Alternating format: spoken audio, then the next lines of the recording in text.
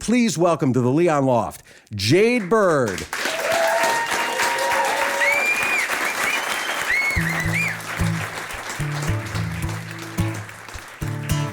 I was 19 and you were 23, and we stayed in number 4 Ferdinand Street. We spent 5 talking about our lives, but we'd talk like that about 1,000 times, and I'm bored of all that. You used to tell me that love is a lottery, yeah. You got your numbers and you're betting on me. You used to say that love is a game, but you got your numbers and you play it anyway. I tell you about a guy that I've been with. You ask how old is he, and I left 26 now, but he's 30. How messed up is that? I forget it. He says I'm a jealous man, and I don't wanna talk about that. You used to tell me that love is a lottery, yeah. You got your numbers and you're betting on me. You used to say that love is a game, but you got your numbers and you play it anyway. Are you still betting on me? Hold on, my dear, hold on real tight. It's just a numbers game in my mind, and we've been here 1,000 times, 1,000 times, 1,000. You used to tell me that love is a lottery, yeah. You got your numbers and you're betting on me. You used to say that love is a game, but you got your numbers and you play it anyway. Are you still betting on me?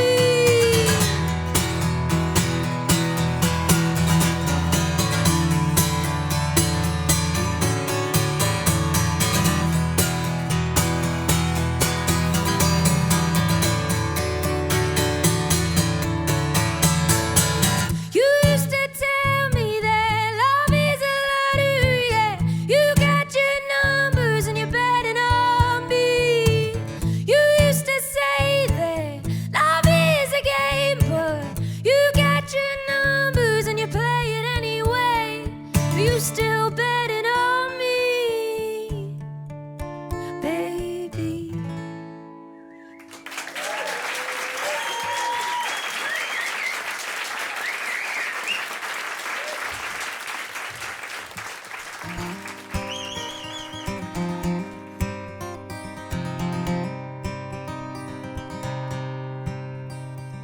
I woke all in white, right in the middle of the night. I hoped but knew that I had left you with no reason why, and I know I wasn't kind. You probably lost your mind, but oh, I couldn't find one reason not to run a mile. I heard it from the aisle of the cathedral. Baby, I was gonna break your heart, hidden in the vast of something evil. Knew we had to stop before we started to torture each other and wonder why we ever promised until we died. And I swore that I'd never leave you behind, but I've seen the light, oh, I've seen the light. You made me feel so safe. I recall it like it's yesterday, arranged like a thought out maze. I tried but couldn't find a way, and I was screaming out that you told me that we were bound out. I was screaming out, now all I hear is the sound. I heard it from the aisle of the cathedral. Baby, I was gonna break your heart, hidden in the vast of an evil. Knew we had to stop before we started to torture each other and wonder why we ever promised until we died. And I swore that I'll never leave you behind, but I've seen the light, oh, I've seen the light.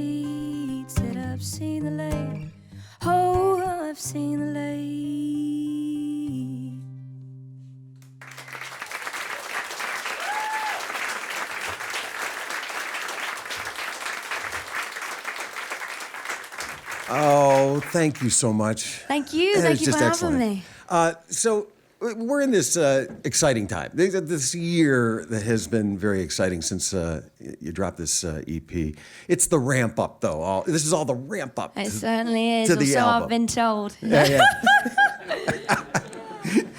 I want to go back a ways, though. I want to go back to songwriting because, as I said in the intro there, really it's been since you were like a tween that you started writing songs. Yeah. And I guess I'm wondering, at the start, were you doing it as a diary? Were you doing it to try to make sense of your own life or try to create maybe an alternate life? Yeah, it did. I think it was definitely. It's always been an escape, and it was quite cathartic for me. My family. There's a. I always joke. There's like too many splits. You know, my parents split. Both my grandparents split. So I was like, I'm cursed. But I think I moved to Wales with my mum and moved in with my grandma, and I kind of picked up the guitar around the same time, about 12 years old or 11, 12, and that's kind of when I started to write songs. I think going through a bit of a transitional time, and it was a bit of stability, and I've always been an imaginative kid, over imaginative.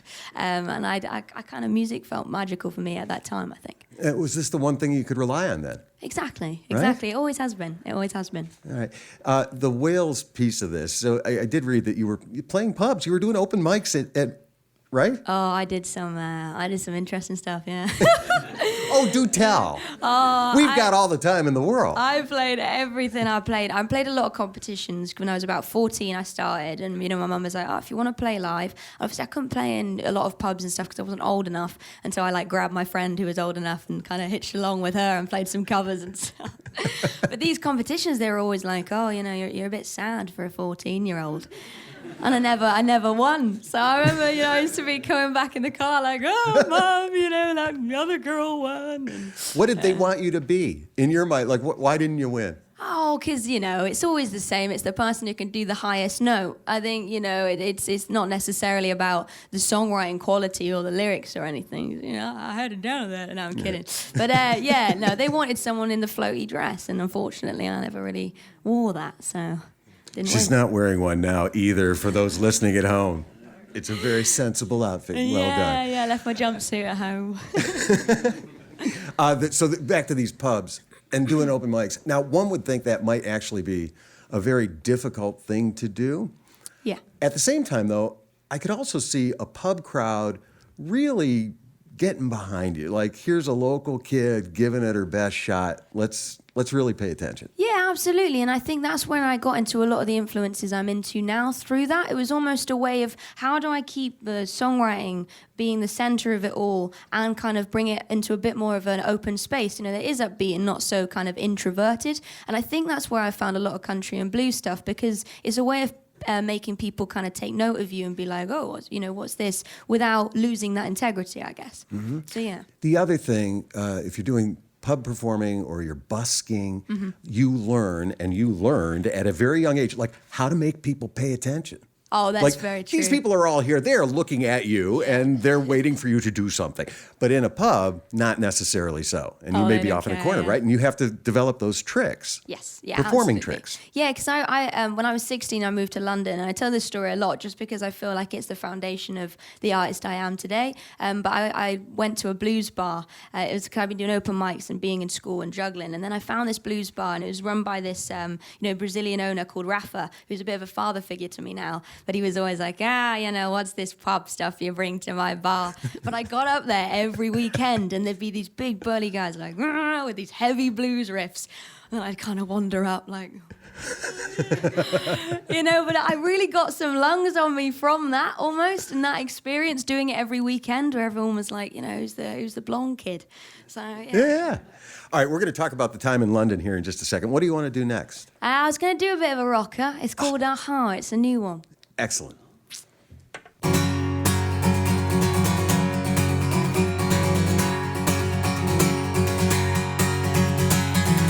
Does she wake up, put on makeup in the bathroom, and go to work and stay real late until she'll be back soon?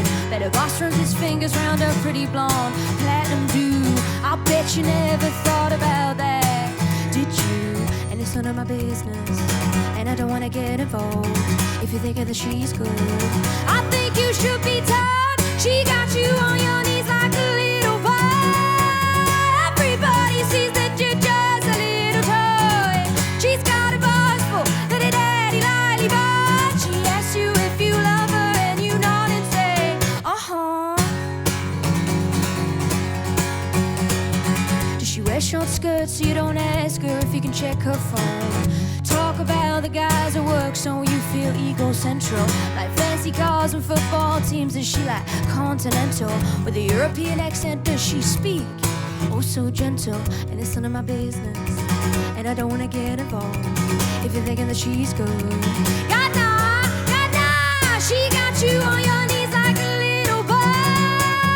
Everybody sees that you're just a little toy. She's got a bus full, daddy daddy lollipop. She asks you if you love her and you nod and say, uh-huh. She got you where it hurts, but you don't see the sea. But while she's at her work, she's doing what you did to me. She got you where it hurts, but you don't see the sea. But while she's at her work, she's doing what you did to me. She got you on your knees